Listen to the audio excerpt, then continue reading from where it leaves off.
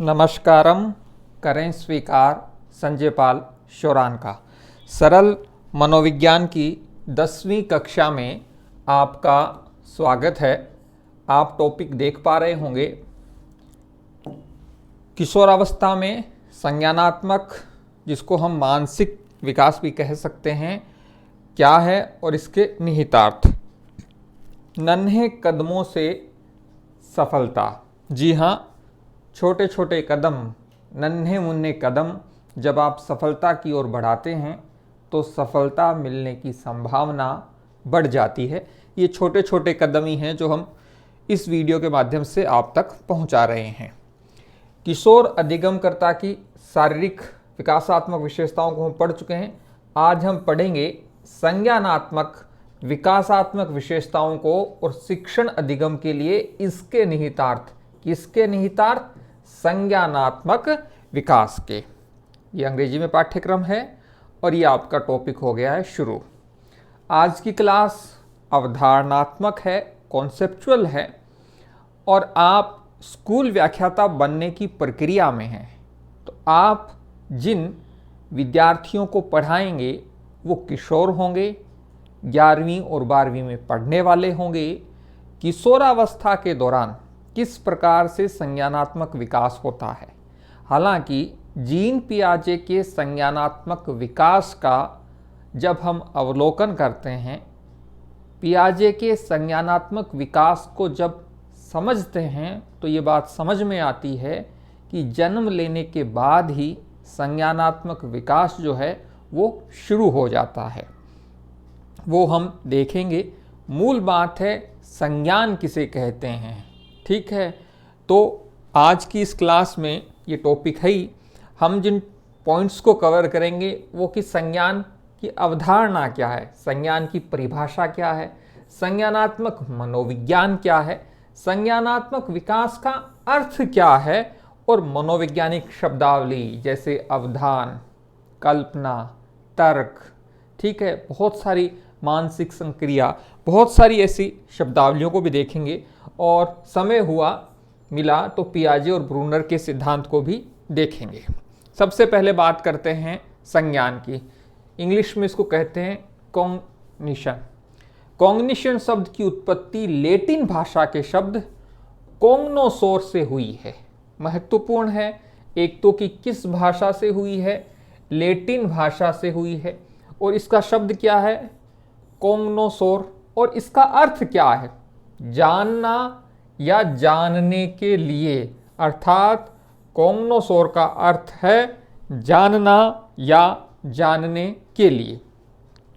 संज्ञान में ज्ञान का अधिग्रहण, ज्ञान का भंडारण, ज्ञान की पुनर्प्राप्ति, ज्ञान का प्रसंस्करण से संबंधित गतिविधियां व प्रक्रियाएं शामिल हैं। गतिविधि का मतलब है एक्टिविटी। एक लंबी प्रक्रिया होती है, जैसे कि वीडियो बनाना एक प्रक्रिया है, लेकिन वीडियो बनाने में ये पेज नंबर 4 है, फिर 5 आएगा। मैं वीडियो बनाने की प्रक्रिया में कुछ गतिविधियां करूंगा, जैसे कि मैंने यहाँ पर इसको बॉक्स में रख दिया, यहाँ पर तीर लगा दिया, कुछ एग्जाम्पल दिए, किसी शब्द की व्याख्या की। ये क्या है, गतिविधि है। ठीक है, और ये गतिविधि किस में हो रही है, एक प्रोसेस में, प्रक्रिया में। प्रोसेस क्या है, वीडियो बनाना। अब आते हैं कि संज्ञान जो है, उस संज्ञान में ज्ञान का अधिग्रहण, कहते हैं ना कई बार कि अमुक कंपनी को अमुक कंपनी ने अधिग्रहित कर लिया, अर्थात अपने अंदर मिला लिया। अर्थात वाई कंपनी को एस कंपनी ने अधिग्रहण कर लिया, मतलब एक्स कंपनी ने वाई कंपनी को अपने अंदर मिला लिया। ठीक वैसे ज्ञान का अधिग्रहण करना, अर्थात ज्ञान को प्राप्त करना, जो आसपास से आप ग्रहण करते हैं, प्राप्त करते हैं। ज्ञान का भंडारण करना, अर्थात स्टोरेज करना। जैसे आपने देखा होगा आपके घर के ऊपर पानी की एक टंकी होती है, वो क्या है, पानी का स्टोरेज है। हम तो मरु प्रदेश में शुद्ध रूप से रहने वाले लोग हैं, तो हम तो वर्षा के जल को भी, जिसको पालर पानी कहते हैं, उसको हम जमीन में जो गड्ढा खोदकर चारों तरफ से उसको सीमेंटेड करके कुंड बनाते हैं, अर्थात वर्षा के जल पालर पानी को हम क्या करते हैं, संग्रहित करते हैं, उसका भंडारण करते हैं, क्योंकि जो मीठा पानी है वो पहले लंबे समय तक मिलता नहीं था। अब है पुनर्प्राप्ति। जब आपको जरूरत है तब आप ज्ञान के इस भंडार में, इस भंडार में क्या किया, आपने ज्ञान को इकट्ठा करते गए, ज्ञान यहाँ इकट्ठा हो गया। जब आपको जरूरत पड़े उस ज्ञान को वहां से निकालना, जैसे कि गर्मी का समय है, कुंड के पास गए और कुंड में से पानी को निकाल लिया, पी लिया। उसके बाद है प्रसंस्करण करना, प्रोसेसिंग करना। गेहूं आपने देखा होगा, अब गेहूं का आटा भी बनता है, गेहूं से अन्य कुछ भी बना सकते हो, जैसे पूड़ी भी बना सकते हो। जैसे चना है, चने का क्या होगा, बेसन बन जाएगा, और फिर बेसन से बहुत कुछ चीजें बन जाएंगी।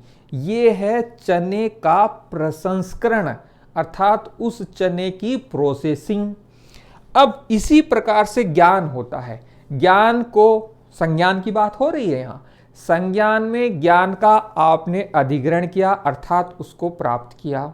फिर ज्ञान को क्या किया, उसका भंडारण किया। भंडारण करने के बाद में आपने उस ज्ञान के भंडार में से कुछ चीजें निकाली, और निकालने के बाद आपने उसको प्रोसेसिंग की, अर्थात उसका प्रसंस्करण किया। ये सब कुछ संज्ञान में आता है।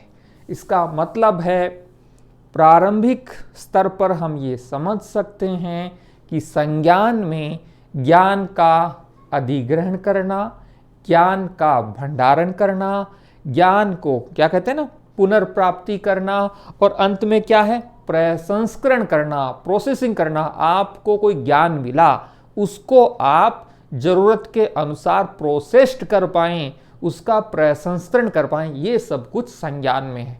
बहुत ही शानदार टॉपिक है। मनोविज्ञान ये मानता है कि लगभग 20-22 साल की उम्र तक होते होते संज्ञानात्मक विकास परिपक्वता तक पहुंच जाता है। तो ये बहुत महत्वपूर्ण पड़ाव है आप भावी स्कूल व्याख्याताओं के लिए, कि आप उन चीज़ों को सीखें जिन्हें आप किशोरों को सिखा पाएंगे अपने विद्यालयों में। और ये क्लास आपको अपने स्तर पर, आपको स्वयं को समझने में भी, कि आपने किस प्रकार से किसी विषय पर ज्ञान प्राप्त किया, किसी टॉपिक पर ज्ञान प्राप्त किया, किसी बात पर ज्ञान प्राप्त किया, और आप जो बिहेव करते हैं वो किस प्रकार से करते हैं। इसका मतलब है आज की क्लास आपके बिहेव, आपके व्यक्तित्व, आपके आचरण, आपके सोचने की प्रक्रिया, आपके चिंतन करने की प्रक्रिया, आपके तर्क करने की प्रक्रिया, आपके समस्या समाधान की प्रक्रिया, इन सब को कहीं ना कहीं लिंक करने वाली है। इसलिए आज की कक्षा बेहद महत्वपूर्ण है। पाठ्यक्रम का एक टॉपिक तो है ही, ये आपको समझने का, आप खुद को समझने का एक अवसर भी देने वाली है। अब ये सब कुछ जो गतिविधियां हैं और प्रक्रियाएं हैं संज्ञान में शामिल हैं। आगे ज्ञानार्जन, अर्थात ज्ञान का अर्जन करना, ज्ञान को प्राप्त करना, और समझ अर्थात बोध से संबंधित मानसिक प्रक्रियाओं को संज्ञान के नाम से जाना जाता है। अभी हम संज्ञान का सरल अर्थ, सामान्य अर्थ समझने की कोशिश कर रहे हैं, और यहां है कि ज्ञान को अर्जित करना और समझ, बोध, कॉम्प्रिहेंशन आता है, नेट परीक्षा में आता है, सेट परीक्षा में आता है, और आपके जो टेट होती हैं, रीट हुई, सी टेट हुई, इनमें भी कॉम्प्रिहेंशन आता है। तो उसको कहते हैं बोध, कि जो कुछ विषय वस्तु दी गई है उस विषय वस्तु पर समझ पैदा करते हुए, उस विषय वस्तु पर समझ को निर्मित करके दिए गए सवालों का जो जवाब सटीक दे पाएं, ये बोध कहलाता है। इससे संबंधित क्या, मानसिक प्रक्रियाओं को संज्ञान कहा जाता है। अब ये जो मानसिक प्रक्रियाएं हैं, इनमें क्या क्या शामिल है, क्योंकि मानसिक प्रक्रिया तो मैंने कह दिया 2 शब्द हैं, लेकिन मानसिक प्रक्रिया किससे निर्मित होती है, मानसिक प्रक्रिया के आयाम क्या है, वो यदि देखें तो मानसिक प्रक्रिया में क्या शामिल है, चिंतन शामिल है। और चिंतन का क्या अर्थ है, मानसिक क्रिया का ज्ञानात्मक पहलू। बहुत ही तकनीकी शब्दावली को समझाने की कोशिश कर रहा हूं। चिंतन का मतलब है मानसिक क्रिया का ज्ञानात्मक पहलू। इस मानसिक क्रिया में कल्पना भी शामिल है। कई बार कहते हैं ना कि ये विद्यार्थी, ये बालक, ये इंसान बड़ा कल्पनाशील है। सामान्यतया कल्पनाएं भविष्य को लेकर होती हैं कि ऐसा हो जाए, मैं ऐसा कर लूं, वगैरह वगैरह। जैसे आपकी कल्पनाएं हो सकती हैं कि स्कूल व्याख्याता लग जाए तो फिर ये करेंगे, उसके बाद ये करेंगे। जो अविवाहित हैं वो सोच सकते हैं कि नौकरी लाग जा तो ब्यावड़ो हो जा। ठीक है, किसी ने कुछ और जो है प्लान बना रखा होगा। सामान्यतया कल्पनाएं क्या होती हैं, भविष्योन्मुखी होती हैं। लेकिन आज 11 मई, अभी तक जब ये वीडियो बनाने मैंने शुरू किया, लगभग 6:15 बजे तक कोई भी रिजल्ट जो है स्कूल व्याख्याता का नहीं आया है। हिंदी, इतिहास और भूगोल के विषय बेसब्री से अपने परिणाम का इंतजार कर रहे हैं।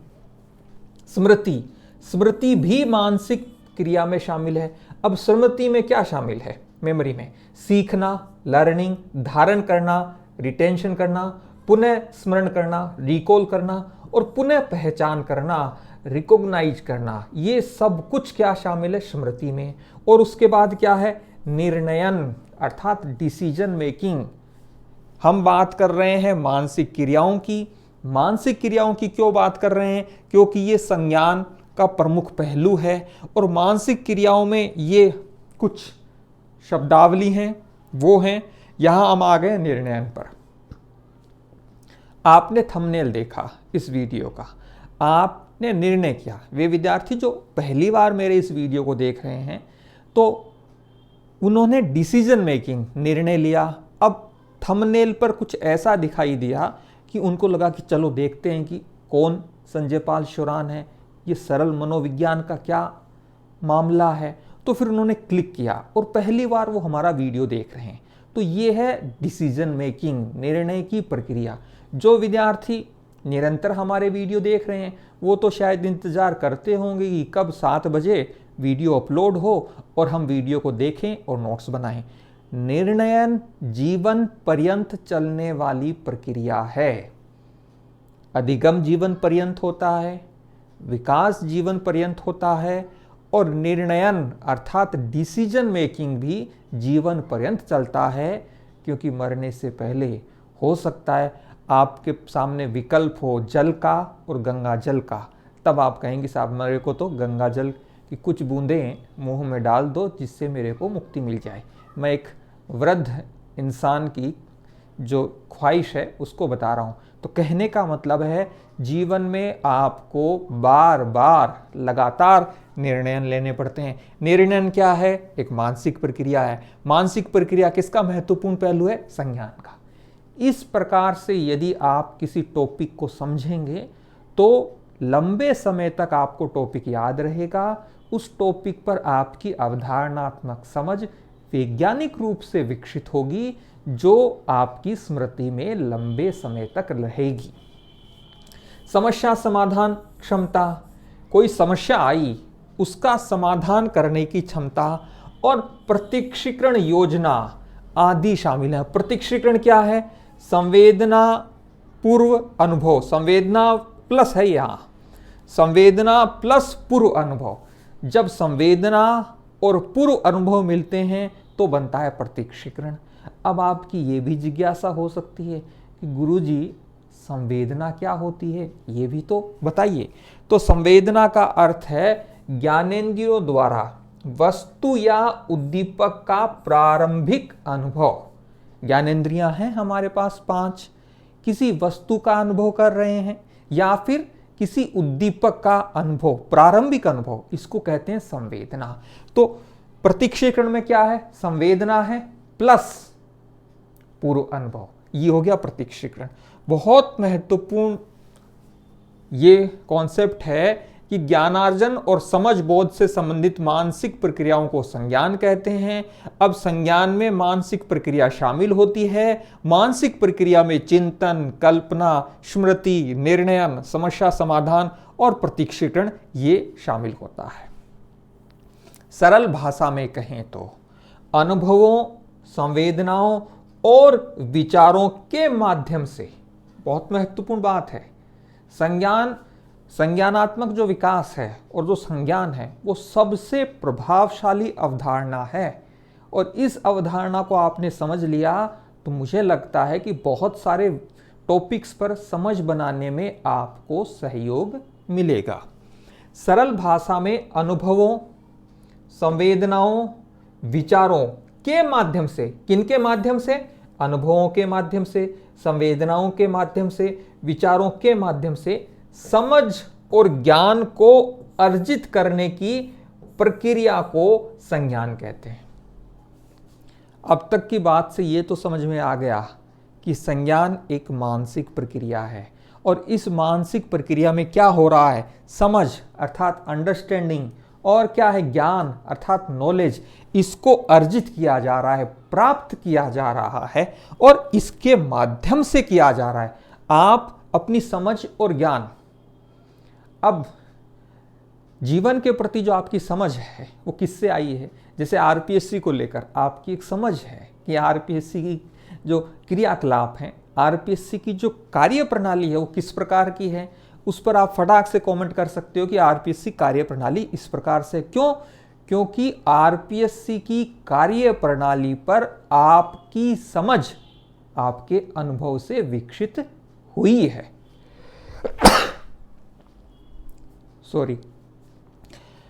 अब बात यह है कि आपके अनुभव से फिर आपने जो महसूस किया, आप जीवन में देखते होंगे कि किसी व्यक्ति से मिलते हैं और आपको अच्छी वाइब्स आती हैं, सकारात्मक तरंग आती है कि यार ये इंसान अच्छा इंसान है। इसका मतलब आपने जो कुछ उसके साथ महसूस किया वो, और आपके जो विचार हैं, कई बार क्या होता है कि आप कल्पना कर लेते हैं कि अमुक व्यक्ति ऐसा होगा।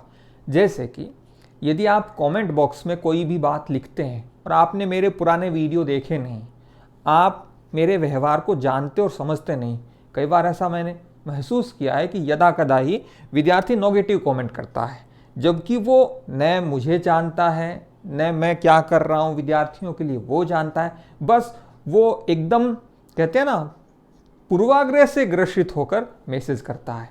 कहने की बात यह है कि अनुभवों, संवेदनाओं और विचारों के माध्यम से समझ, अंडरस्टैंडिंग और ज्ञान को अर्जित करने की प्रक्रिया संज्ञान है। बहुत महत्वपूर्ण कॉन्सेप्ट है ये संज्ञान। अब आते हैं संज्ञान की परिभाषा। आपको मैंने एक पहले की क्लास में बताया था कि जब हम परिभाषा का उल्लेख करते हैं तो इसका मतलब है किसी संस्थान ने या किसी व्यक्ति ने या कोई रिपोर्ट हो सकती है उसके द्वारा किसी कॉन्सेप्ट पर जो है अपनी बात रखी गई है। और परिभाषा जो होती है वो सामान्यतः डबल इन्वर्टेड कोमा में होती है, और परिभाषा के माध्यम से हम उस अवधारणा को अच्छे से समझ सकते हैं। अभी हम संज्ञान की परिभाषा को समझ रहे हैं। तो ऑक्सफोर्ड डिक्शनरी के अनुसार विचार, अनुभव व ज्ञानेंद्रियों के माध्यम से, किन के माध्यम से? विचारों के माध्यम से, अनुभवों के माध्यम से, इंद्रियों के माध्यम से ज्ञान अर्जित करने और अवबोध की मानसिक क्रियाएं ही संज्ञान है। उलरिच नीशर विद्वान हुए हैं, इनके अनुसार संज्ञान जानने की गतिविधि है। किसकी गतिविधि है? जानने की गतिविधि है।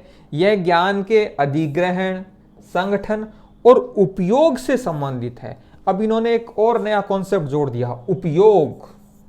अर्थात आपने ज्ञान का जो अधिग्रहण किया वो ऑर्गेनाइज्ड है, व्यवस्थित है, संगठित है।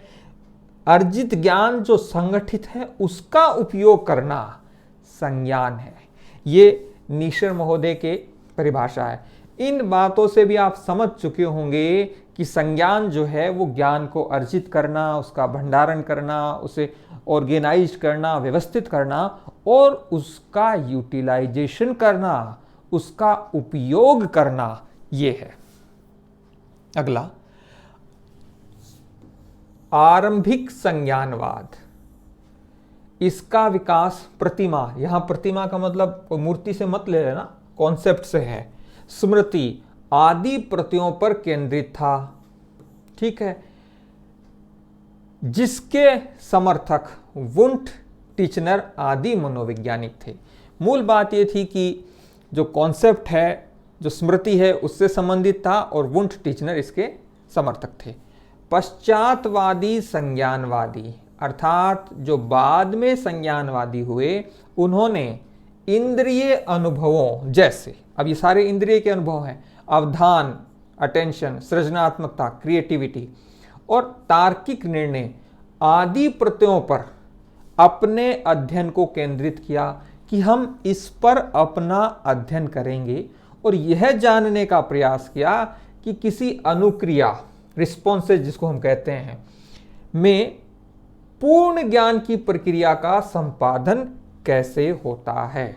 बहुत महत्वपूर्ण बात है कि पश्चातवादी संज्ञानवादी ये मानते हैं कि इंद्रियों के माध्यम से जो कुछ भी अवधान किया गया, क्रिएटिविटी की गई, तार्किक निर्णय लिए गए, उसमें जब हमने ज्ञान की प्रक्रिया को संपादित किया, संपादित करने का मतलब है उस प्रक्रिया को आगे बढ़ाया, चलाया, पूरा किया, तो किस प्रकार से किया, हमने उसके लिए कौन कौन से सहायक तत्वों का सहारा लिया, ये सब कुछ इसमें शामिल है। अब आते हैं संज्ञानात्मक मनोविज्ञान। क्या अर्थ है साहब संज्ञानात्मक मनोविज्ञान का? व्यक्ति के संज्ञानात्मक पक्षों से संबंधित, हम बात किसकी कर रहे हैं? संज्ञानात्मक मनोविज्ञान की। तो व्यक्ति के संज्ञानात्मक पक्षों से संबंधित अध्ययन को संज्ञानात्मक मनोविज्ञान कहते हैं। कितनी सुंदर, स्पष्ट, सरल बात लिखी है। व्यक्ति के, क्या कहा है, संज्ञानात्मक पक्षों से संबंधित अध्ययन को संज्ञानात्मक मनोविज्ञान कहते हैं। इसका मतलब है जब हम संज्ञानात्मक मनोविज्ञान की बात करते हैं तो व्यक्ति के संज्ञानात्मक पक्षों से संबंधित अध्ययन संज्ञानात्मक मनोविज्ञान में शामिल है। संज्ञानात्मक मनोविज्ञान का संबंध जीवन की प्रत्येक क्रिया से है। ये जो एक शब्द है ना, ये मुझे बहुत ही उत्साहित करता है कि संज्ञानात्मक मनोविज्ञान का संबंध जीवन की प्रत्येक क्रिया से है। क्योंकि हम जो भी एक्शन करते हैं, जो भी एक्टिविटी करते हैं, जो भी क्रियाकलाप करते हैं, सब में मानसिक प्रक्रिया शामिल होती है और मानसिक प्रक्रिया जो है वो संज्ञान का अभिन्न अंग है। इसका मतलब है हमारे हर कार्य में संज्ञान शामिल होता है।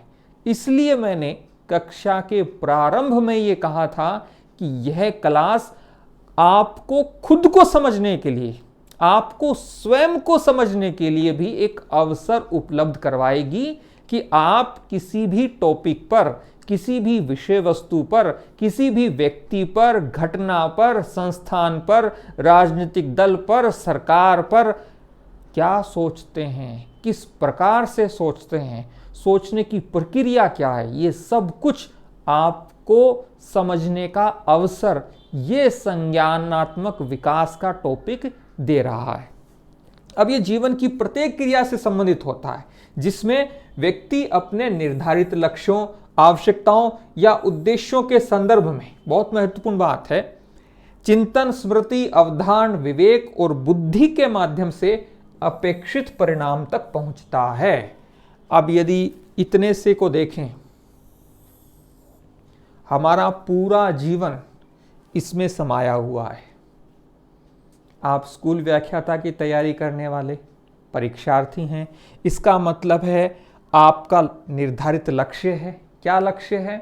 स्कूल व्याख्याता बनना।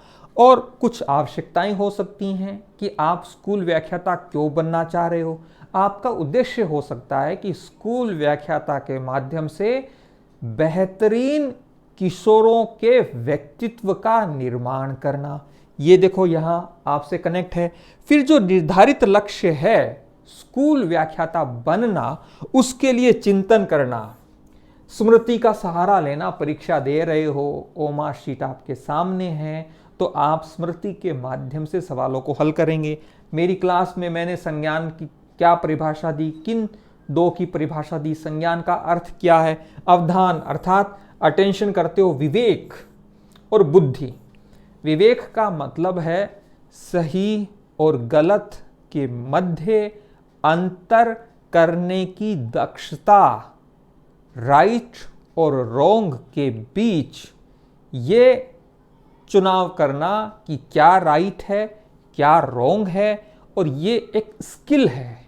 लेकिन हम विवेक का विकास कितना कर पाए हैं ये सोचने वाला विषय है, क्योंकि हम एक तरीके से, हमारा थिंकिंग पैटर्न एक तरीके से बन गया है। यदि आप मेरी कक्षा का आनंद ले रहे हैं तो आपका एक थिंकिंग पैटर्न बन जाएगा कि आपको मेरी कक्षा का हर आयाम अच्छा लगेगा। कोई विद्यार्थी जिसको मेरी क्लास अच्छी नहीं लग रही, उसका थिंकिंग पैटर्न एक अलग तरीके से डेवलप हो गया है।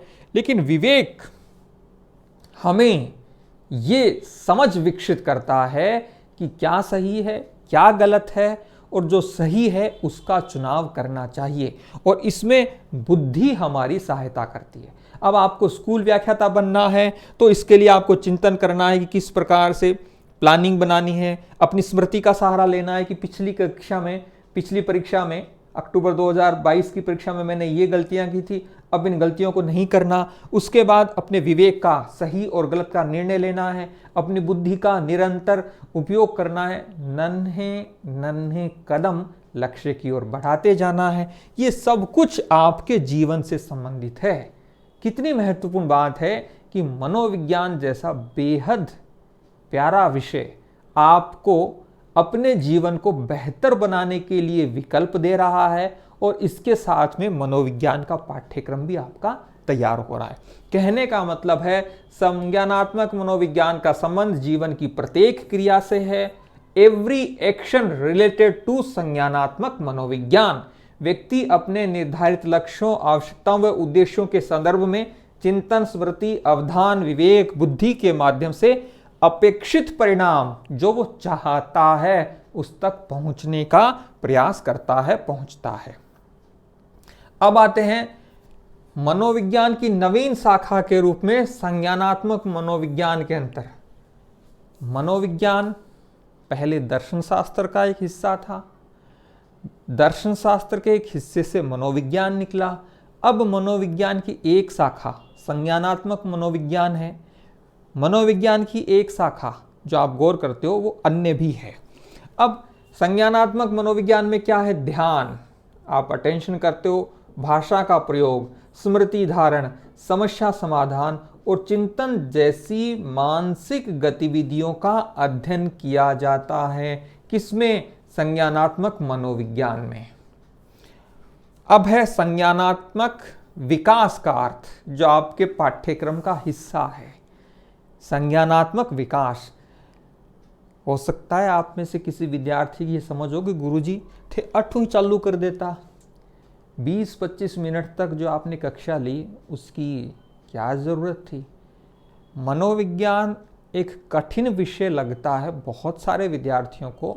उसके पीछे का एक बड़ा कारण ये है कि आप मनोविज्ञान को रटने की प्रवृत्ति के माध्यम से हैंडल करते हैं, जबकि मनोविज्ञान बहुत ही अवधारणात्मक विषय है जिसको सरलता से समझे जाने की आवश्यकता है। अब संज्ञान को आप समझ रहे हो, संज्ञानात्मक विकास को आप समझ रहे हो, जब तक आपको तर्क, चिंतन, कल्पना, समस्या समाधान, प्रत्यक्षीकरण, अनुभव, प्रत्यय, इनके बारे में समझ विकसित नहीं होगी, तब तक आप संज्ञानात्मक विकास को समझ ही नहीं सकते। हाँ, आप रट सकते हो, और ये आपका संयोग हो, आपका अच्छा भाग्य हो कि जो रटा है वो परीक्षा में आ गया, आपने उसको राइट कर दिया और आप स्कूल व्याख्याता बन गए। लेकिन मनोविज्ञान एक समझने वाला विषय है। हालांकि कुछ याद करने वाले भी फैक्ट हैं, कॉन्सेप्ट हैं, टॉपिक हैं, लेकिन मूल रूप से मनोविज्ञान अवधारणात्मक विषय है। अब संज्ञानात्मक विकास का अर्थ क्या है? संज्ञानात्मक विकास से तात्पर्य है कि कोई व्यक्ति आनुवंशिक अर्थात डीएनए और सीखे हुए कारकों की अंतःक्रिया के माध्यम से अपनी दुनिया कैसे समझता है। जब हम विकास की बात करते हैं एक टॉपिक में की, तो विकास में वंशानुक्रम और वातावरण के मध्य अंतःक्रिया, वो क्या है? सीखने की प्रक्रिया है, वो विकास है। तो ठीक वैसे ही जब हम संज्ञानात्मक विकास की बात कर रहे हैं तो संज्ञानात्मक विकास भी यही कहता है कि आपकी आनुवंशिकता अर्थात आपका वंशानुक्रम अर्थात आपका डीएनए और आपकी जो परिस्थितियां हैं, सीखे हुए कारकों की अंतःक्रिया, जो कुछ आपने सीखा है उनके माध्यम से अपनी दुनिया को, जो आपकी दुनिया है, आपकी दुनिया संघर्षों की दुनिया, आपकी दुनिया बेरोजगारी का अल्पकालीन समय, आपकी दुनिया कठिन दुनिया, उसके बारे में आप कैसे समझते हैं, उसके बारे में क्या सोचते हैं और क्या अनुभव करते हैं, ये संज्ञानात्मक विकास है। ये सब कुछ आपके बारे में ही है। स्कूल व्याख्याता का परिणाम जारी नहीं हो रहा, तब आप उस परिणाम जारी नहीं होने को किस प्रकार से फील कर रहे हो। पिछली कक्षा में एक विद्यार्थी का कमेंट था कि सर आरपीएससी हम पर अत्याचार कर रही है, परिणाम जारी नहीं कर रही। मैंने ये अपनी कक्षाओं में ध्यान दिलाया है कि चीज़ें अपने हिसाब से होती हैं। हो सकता है मेरा वीडियो बनाने के दौरान ही किसी विषय का परिणाम आ जाए, और हो ये भी सकता है कि इतिहास, भूगोल या हिंदी में से किसी विषय का परिणाम आने में अब भी 5 से 10 दिन लग सकते हैं। इसलिए ये समझने की बात है कि कुछ चीज़ें अपनी गति से होती हैं, इसलिए उसमें अधीर होने की, उस परिणाम नहीं आने पर स्वयं को पीड़ित और प्रताड़ित करने की आवश्यकता नहीं है। ये मानसिक परिपक्वता अपने अंदर विकसित कीजिए। हाँ, यदि आपको करना ही है, आप आरपीएससी को मेल कीजिए, ट्विटर पर अभियान चलाइए कि साहब हमारे परिणाम जारी किए जाएं, या अन्य कोई कार्य कीजिए, लेकिन आप मानसिक रूप से अपने ही आप को परेशान कर रहे हैं, अपने ही आप को पीड़ित कर रहे हैं कि परिणाम नहीं आ रहे, आरपीएससी परिणाम क्यों जारी नहीं कर रही। अब जैसे स्कूल व्याख्याता की नई भर्ती के बारे में कोई आधिकारिक सूचना नहीं है, तो बजाय इसके कि स्कूल व्याख्याता की भर्ती नहीं आई, आप खुद को अधीर करके प्रताड़ित करें। इससे बेहतर विकल्प है कि आपकी ये समझ हो कि हाँ, स्कूल व्याख्याता की भर्ती तो आज सी, अब मैं कहीं कर सकूँ, मैं तैयारी कर सकूँ, मैं मनोविज्ञान का 5 टॉपिक तैयार कर सकूँ, मैं हमारे सब्जेक्ट का 10 टॉपिक तैयार कर सकूँ। जना भर्ती आवे ब्यूँ पला मैं हमारो सिलेबस को 20%, 40%, 60% हिस्सों तैयार कर लूँ, बस भर्ती आसी तो मन और टाइम मिल जासी। ये भी आपकी प्रतिक्रिया हो सकती है, ये भी आपका व्यवहार हो सकता है। दूसरा व्यवहार है सरकार तो निकम्मी है, ये है वो है, विज्ञप्ति जारी कर ही नहीं रही, विज्ञप्ति जारी कर दे तो क्या हो, लेकिन कर ही नहीं रही है, और आप सरकार के बारे में और आरपीएससी के बारे में बेहद नकारात्मक सोचें, और नकारात्मक सोचने पर आपके अंदर भी नकारात्मकता आएगी। आप इस सरल मनोविज्ञान की सीरीज से ये बात सीख सकते हैं कि सरल मनोविज्ञान की सीरीज में व्यू बेहद सीमित आ रहे हैं, फिर भी हम निरंतर विद्यार्थियों के लिए वीडियो बना रहे हैं, क्योंकि हम आपको एक संदेश देना चाहते हैं कि बिना भर्ती के भी तैयारी करनी चाहिए। ये सब कुछ हो गया। अब संज्ञानात्मक विकास के क्षेत्र कौन से हैं? सूचना प्रसंस्करण, इंफॉर्मेशन प्रोसेसिंग। पुनः मैं ये ध्यान दिलाऊंगा क्योंकि आपका जो यूनिट 1 है वो अप्लाइड है। आपको किशोरावस्था में संज्ञानात्मक विकास को पढ़ना है और शिक्षण और अधिगम में इसके निहितार्थ क्या हैं, अर्थात संज्ञानात्मक विकास किस प्रकार से शिक्षण में अर्थात टीचिंग में हेल्प करता है वो भी पढ़ना है आपको। और संज्ञानात्मक विकास एक किशोर को अधिगम करने में किस प्रकार से सहायता करता है ये भी आपके पाठ्यक्रम में स्पष्ट उल्लेखित है। इसलिए मैं आपको बार बार एग्जाम्पल देकर यह समझाने की कोशिश कर रहा हूं कि आपका यह टॉपिक अप्लाइड है। पाठ्यक्रम में शब्द है निहितार्थ, इम्प्लीकेशंस, जो ये बताता है कि किसी में यदि संज्ञानात्मक विकास हो गया है तो वो किस प्रकार से उसका लाभ ले पाएगा। जिसमें सही ढंग से संज्ञानात्मक विकास नहीं हुआ है तो निश्चित रूप से उसको कहीं ना कहीं नुकसान होगा। और ये बात एक शिक्षक और विद्यार्थी दोनों के परिप्रेक्ष्य में हमें समझनी है, क्योंकि शिक्षण और अधिगम में इसके निहितार्थ ये पाठ्यक्रम में उल्लेखित है। अब सूचना का प्रसंस्करण करना, इंफॉर्मेशन की प्रोसेसिंग करना। आपके पास ये इंफॉर्मेशन आई कि स्कूल व्याख्याता के लगभग 8 से 10,000 पद आने हैं। अब ये आपके पास एक सूचना है। अब इसको आप प्रोसेसिंग कैसे करोगे? इसको प्रोसेसिंग वैसे ही करोगे जैसे प्रोसेसिंग करने के लिए आप अभ्यस्त हो गए हैं, जैसे प्रोसेसिंग करने के आप आदी हो गए हैं। अरे भाई 10,000 भर्ती आसी, आपनो तो सिलेक्शन हो जाएसी। दूसरा विद्यार्थी क्या सोचा, अरे ये तो अफवाह है, कौन सी 8-10,000 भर्तियां आवे, पुराणती पूरी कौन करी। तीसरा, अरे 10,000 भर्ती आएगी, चलो मेरे को कमर कस के लग जाना चाहिए, और जिससे कि मैं इन 10,000 में अपना सिलेक्शन ले पाऊं।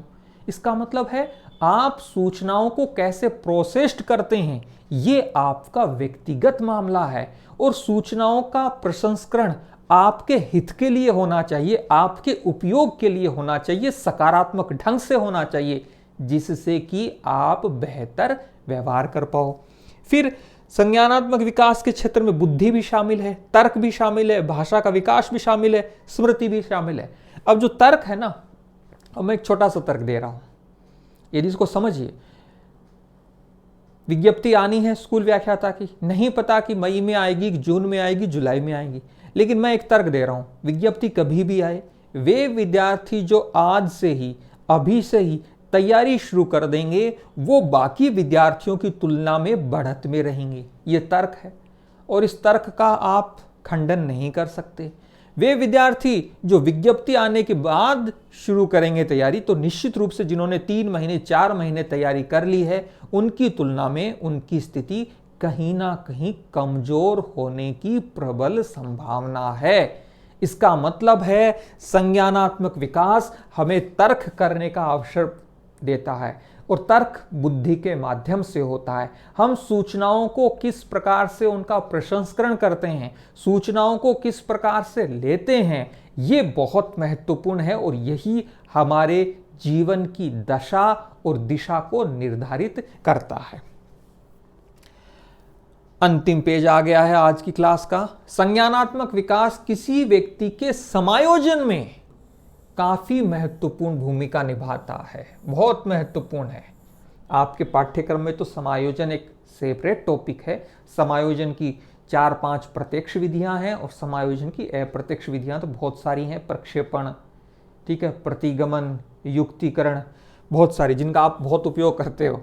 यह मानसिक क्षमताओं और योग्यताओं का विकास करते हुए व्यक्ति को उसके जीवन या संबंधित वातावरण से कठिन व जटिल से जटिल समस्याओं को सुलझाने में सक्षम बनाता है। यह है संज्ञानात्मक विकास।